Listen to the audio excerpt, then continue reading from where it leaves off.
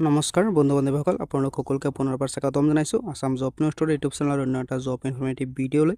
তো বন্ধু বান্ধৱীসকল পুনৰ আপোনালোকৰ বাবে ভাল খবৰ আহি পৰিছে। পুনৰ ৫,০০০তকৈ অধিক পদৰ ভেকেঞ্চিৰ নটিফিকেশ্যন প্ৰকাশ কৰা হৈছে। অসম বিদ্যুৎ বিভাগৰ তৰফৰ পৰা ভেকেঞ্চিৰ নটিফিকেশ্যনখিনি আহিছে।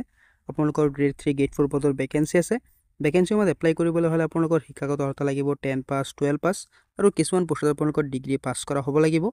অনলাইনৰ জৰিয়তে আপোনালোকে ভেকেঞ্চিৰ মত এপ্লাই কৰিব লাগিব। APDCLত নতুন চাকৰি মুকলি কৰা হৈছে আপোনালোকৰ কাৰণে, অৰ্থাৎ বিদ্যুৎ বিভাগৰ ফালৰ পৰা ভেকেঞ্চিখিনি আহিছে অসম চৰকাৰৰ, য'ত আপোনালোকে ৫,০০০তকৈ অধিক পদৰ ভেকেঞ্চি দেখা পাব।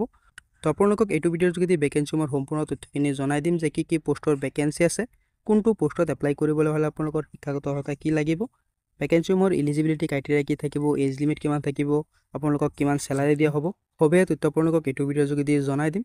যদি আপোনালোকৰ অৰ্হতা মিলে আপোনালোকে ভেকেঞ্চিৰ মত এপ্লাই কৰি ল'ব পাৰিব। গতিকে আপোনালোকে ভিডিঅ'টো প্ৰথমৰ পৰা শেষলৈকে চাই থাকিব, অলপ স্কিপ নকৰাকৈ।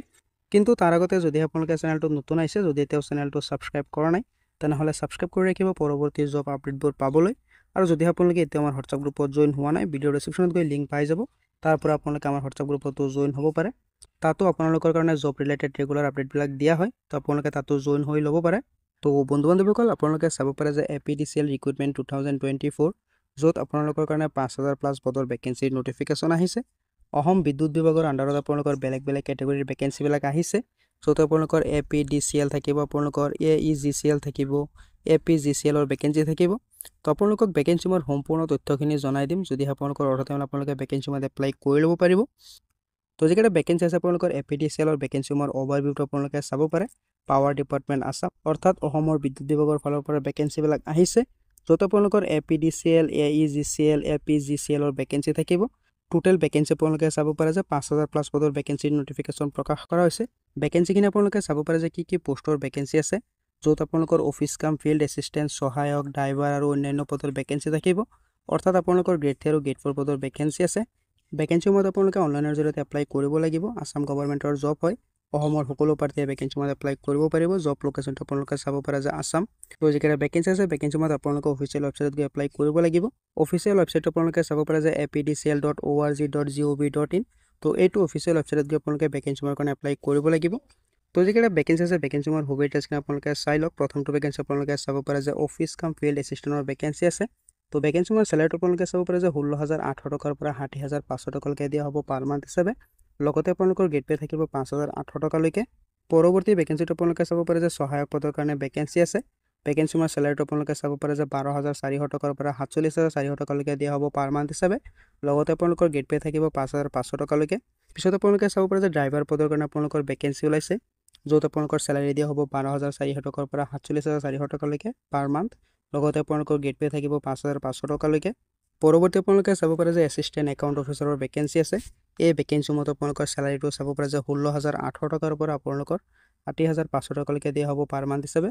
লগতে আপোনালোকৰ গেট পে থাকিব 8,700 টকালৈকে।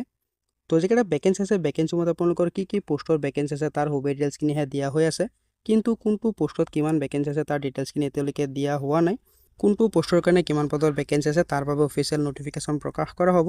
তো যেতিয়া নেকি অফিচিয়েল নটিফিকেশ্যন প্ৰকাশ পায় আপোনালোকক জনাই দিম যে কোনটো পোষ্টৰ কাৰণে কিমান ভেকেঞ্চি আছে। তো যিকেইটা ভেকেঞ্চি আছে ভেকেঞ্চিৰ মতে এপ্লাই কৰিবৰ বাবে আপোনালোকৰ ইলিজিবিলিটি ক্ৰাইটেৰিয়াটো দিয়া হৈ আছে। এজ লিমিট আপোনালোকে চাব পাৰে যে 18 বছৰ বয়সৰ পৰা 44 বছৰ বয়সৰ সকলো প্ৰাৰ্থীয়ে ভেকেঞ্চিৰ মতে এপ্লাই কৰিব পাৰিব। লগতে আপোনালোকৰ এজ চিলেকশ্যনো থাকিব। SC ST কেণ্ডেডেটৰ কাৰণে থাকিব 5 বছৰ, OBC MOBC কেণ্ডেডেটৰ কাৰণে থাকিব 3 বছৰ, PWBD কেণ্ডেডেটৰ কাৰণে থাকিব 10 বছৰৰ এজ চিলেকশ্যন। আৰু যদি আপোনালোকে চৰকাৰী চাকৰিয়াল আছিলে তেনেহ'লে আপোনালোকৰ 7 বছৰৰ এজ চিলেকশ্যন থাকিব। তো যিকেইটা ভেকেঞ্চি আছে ভেকেঞ্চিৰ মতে এপ্লাই কৰিব হ'লে আপোনালোকৰ শিক্ষাগত অৰ্হতা কি লাগিব আপোনালোকে চাব পাৰে। কোনটো পোষ্টত আপোনালোকৰ কি শিক্ষাগত অৰ্হতা বিচৰা হৈছে আপোনালোকে চাব পাৰে যে অফিচ কাম ফিল্ড এছিষ্টেণ্টৰ কাৰণে হায়াৰ ছেকেণ্ডেৰী পাছ কৰা হ'ব লাগিব। লগতে আপোনালোকৰ মিনিমাম 3 মাহৰ কম্পিউটাৰ ডিপ্ল'মা চাৰ্টিফিকেট থাকিব লাগিব, তেনেহ'লে আপোনালোকে ভেকেঞ্চিৰ মতে এপ্লাই কৰিব পাৰিব। সহায়ক পদৰ যিকেইটা ভেকেঞ্চি আছে ভেকেঞ্চিৰ মতে এপ্লাই কৰিব হ'লে আপোনালোকৰ শিক্ষাগত অৰ্হতা লাগিব মেট্ৰিক পাছ। লগতে আপোনালোকৰ ITI চাৰ্টিফিকেট বিচৰা হৈছে। ITI ৱায়াৰমেন, ইলেক্ট্ৰিচিয়ান নাইবা ফিটাৰত আপোনালোকৰ ITI চাৰ্টিফিকেট বিচৰা হৈছে। পৰৱৰ্তী আপোনালোকৰ কাৰণে যি ড্ৰাইভাৰ পদৰ ভেকেঞ্চি আছে ভেকেঞ্চিৰ মতে এপ্লাই কৰিব হ'লে আপোনালোকৰ শিক্ষাগত অৰ্হতা লাগিব মেট্ৰিক পাছ। লগতে আপোনালোকৰ ড্ৰাইভিং লাইচেন্সো বিচৰা হৈছে। আপোনালোকে মিনিমাম 2 বছৰ ড্ৰাইভিং কৰা হ'ব লাগিব, তেনেহ'লে ভেকেঞ্চিৰ মতে এপ্লাই কৰিব পাৰিব। ইয়াৰ উপৰিও আপোনালোকৰ এছিষ্টেণ্ট একাউণ্ট অফিচাৰৰ যিকেইটা ভেকেঞ্চি আছে ভেকেঞ্চিৰ মতে এপ্লাই কৰিব হ'লে আপোনালোকৰ শিক্ষাগত অৰ্হতা লাগিব গ্ৰেজুৱেশ্যন। লগতে মিনিমাম 3 মাহৰ কম্পিউটাৰ ডিপ্ল'মা চাৰ্টিফিকেট বিচৰা হৈছে ভেকেঞ্চিসমূহৰ বাবে। ভেকেঞ্চি সময়ত এপ্লাই কৰিবলৈ হ'লে আপোনালোকে কোনো ধৰণৰ এপ্লিকেশ্যন ফিজ দিব নালাগে, সম্পূৰ্ণ বিনামূলীয়াভাৱে আপোনালোকে ভেকেঞ্চি সময়ত এপ্লাই কৰিব পাৰিব। যিহেতু অফিচিয়েল নটিফিকেশ্যন প্ৰকাশ কৰা নাই, তাৰ বাবে ইয়াত আপডেট চোন বুলি দিয়া হৈ আছে। তো অতি সোনকালে আপোনালোকৰ কাৰণে অফিচিয়েল নটিফিকেশ্যন আহি আছে, তো আপোনালোকে অতি সোনকালে অফিচিয়েল নটিফিকেশ্যনখিনি পাই যাব। তো আপোনালোকে ভেকেঞ্চি সময়ৰ কাৰণে কেনেধৰণে এপ্লাই কৰিব তাৰ সবিশেষ ডিটেইলছখিনি ইয়াত দিয়া হৈ আছে। আপোনালোকে APDCLৰ অফিচিয়েল ৱেবছাইটত গৈ ভেকেঞ্চি সময়ৰ কাৰণে এপ্লাই কৰিব লাগিব। তো যিকেইটা ভেকেঞ্চি আছে ভেকেঞ্চি সময়ত এপ্লাই কৰাৰ লিংকটো এতিয়ালৈকে এক্টিভ হোৱা নাই, গতিকে আপোনালোকক মই লিংকটো দিব নোৱাৰিম এতিয়া। তো যেতিয়াই ভেকেঞ্চি সময়ত এপ্লাই কৰাৰ লিংকটো এক্টিভ হৈ যায়, লগতে অফিচিয়েল নটিফিকেশ্যনটো প্ৰকাশ পায়, আপোনালোকক এইটো চেনেলৰ জৰিয়তে জনাই দিম, গতিকে আপোনালোকে চেনেলটো ভিজিট কৰি ৰাখিব। যদিহে ছাবস্ক্ৰাইব কৰা নাই তেনেহ'লে ছাবস্ক্ৰাইব কৰি ৰাখিব। তো অসম চৰকাৰৰ APDCLৰ ফালৰ পৰা যি ভেকেঞ্চি অহাৰ কথা আছিল আপোনালোকৰ 5000 পদৰ কাৰণে, তো ভেকেঞ্চিৰ শ্বৰ্ট নটিফিকেশ্যন প্ৰকাশ কৰা হৈছে, কিন্তু অফিচিয়েল নটিফিকেশ্যনটো এতিয়ালৈকে প্ৰকাশ কৰা নাই। তো যেতিয়াই নেকি অফিচিয়েল নটিফিকেশ্যন প্ৰকাশ পায় ভেকেঞ্চিসমূহৰ বাবে আপোনালোকক এইটো চেনেলৰ জৰিয়তে জনাই দিম। তো এইটো এটা শ্বৰ্ট নটিফিকেশ্যন প্ৰকাশ কৰা হৈছে অসম APDCLৰ ফালৰ পৰা আহিব লগা ভেকেঞ্চিসমূহৰ বাবে। তো আপোনালোকে ইতিমধ্যে গম পালে যে কি পোষ্টৰ ভেকেঞ্চি আছে, ভেকেঞ্চি সময়ত এপ্লাই কৰিবলৈ হ'লে আপোনালোকৰ শিক্ষাগত অৰ্হতা কি লাগিব, চেলাৰী কিমান দিয়া হ'ব। তো যদি আপোনালোকে ইণ্টাৰেষ্টেড হয়, যদি আপোনালোকৰ অৰ্হতা মিলে আপোনালোকে ভেকেঞ্চি সময়ত এপ্লাই কৰি ল'ব পাৰিব, যেতিয়া ভেকেঞ্চি সময়ৰ কাৰণে এপ্লাই প্ৰক্ৰিয়া আৰম্ভ হৈ যাব। তো আশা কৰিছোঁ ভিডিঅ'টো আপোনালোকৰ কাৰণে উপকাৰীমূলক হৈছে। যদি এই ভিডিঅ'টো আপোনালোকৰ কাৰণে উপকাৰীমূলক হৈছে, যদি এই ভিডিঅ'টো আপোনালোকে ভাল পাইছে, ভিডিঅ'টো এটা লাইক কৰি দিব পাৰে, কিবা সুধিব থাকিলে কমেণ্টত জনাব পাৰে।